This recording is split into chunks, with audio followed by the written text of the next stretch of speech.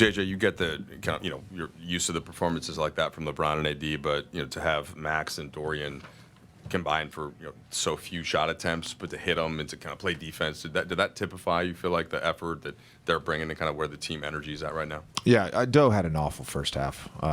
It was it was bad. He was great in the second half. I told him that at halftime. He was awful.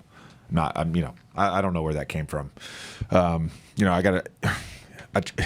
played with him, watched him. Our game plan discipline in the first half was so bad.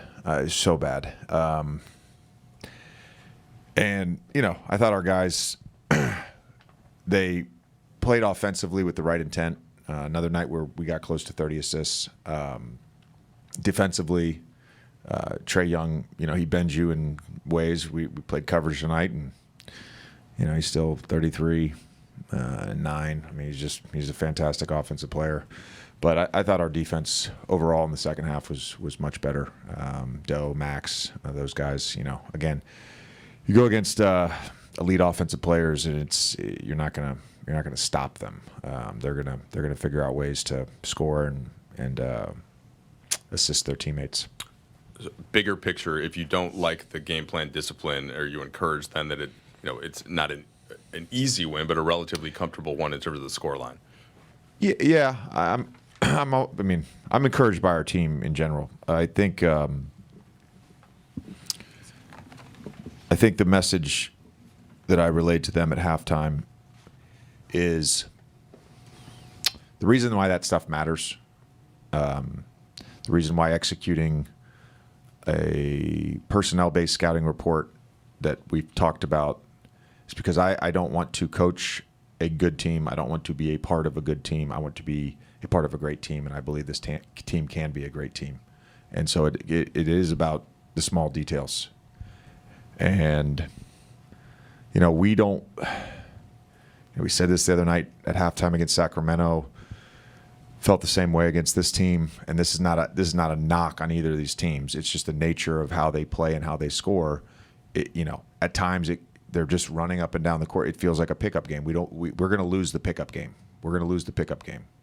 We have to get back on defense. We have to execute on offense. We have to pass. We have to screen. And when we've done that, we've been a really good basketball team.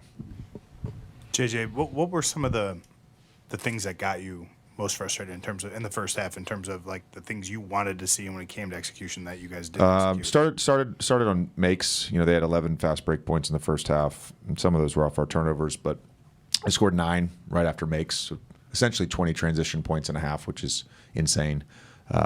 The thing that really got me was the Bogdanovich running into screens and ghosting out, which we said the last 5 games he's done that a number of times every game. He hasn't set a screen yet. So why are we switching that and then creating confusion? And then when they get open threes, he gets behind the defense, they score. He's not going to set the screen. He's going to run. You stay with your own. They call a square. Like it's that part of it. Couldn't have emphasized that anymore.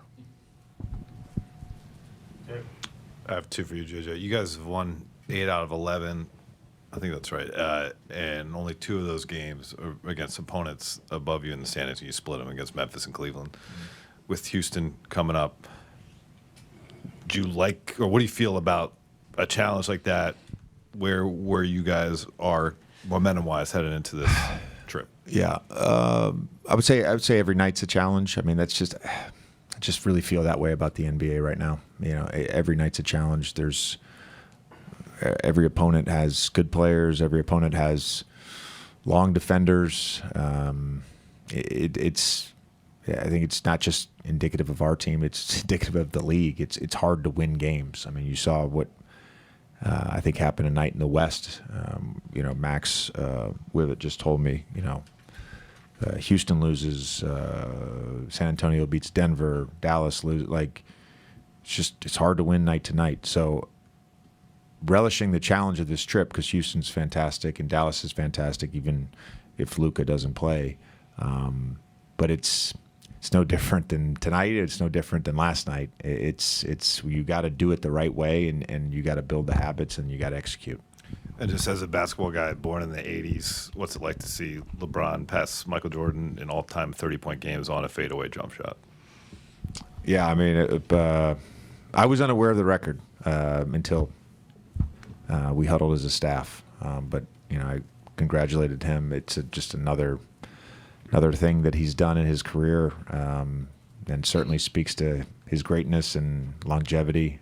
And that stretch, where he hit 2 fadeaways and a 3, kind of gave us the cushion we needed and control of the game.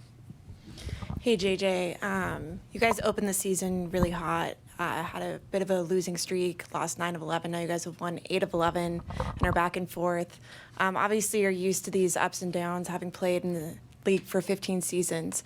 But being in the coaching seat, obviously, we all know how much of a hot seat it is. We saw what just happened to Mike Brown. Do those winning streaks and losing streaks feel different to you now? I think I know what you're asking me. There's a scene in Band of Brothers where they're in the trenches, and one of the soldiers who's really scared asked the other guy, he says, how are you able to go out and fight and you don't seem scared? And he says, it's because I'm already dead. So when I took this job, I already died. So I'm well aware of this profession, but it's not even on my radar. I'm already dead.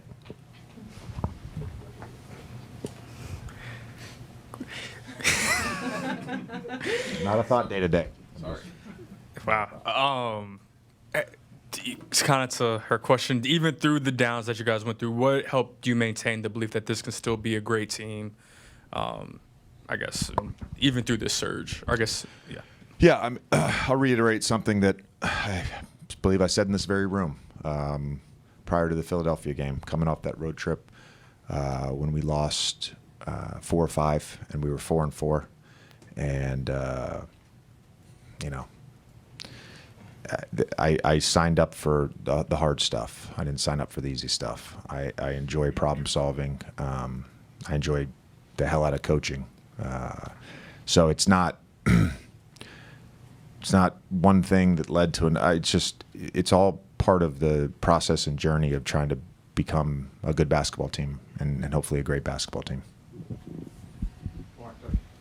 JJ, just as a follow-up to that, how do you find like a great basketball team, and what's the nuances in like the good versus great?